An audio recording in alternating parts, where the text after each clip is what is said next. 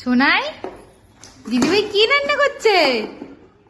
দিদিভাই কি রান্না করছে?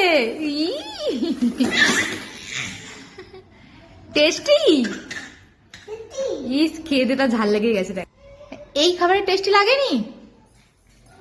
সে একা খাবি? খুব টেস্ট লেগেছে, এই খাবারটা খুব টেস্ট লেগেছে।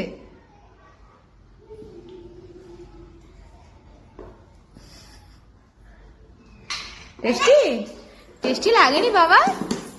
তুই দাম বাড়াতে পারবি না। এই দেখ আমি কেমন করি।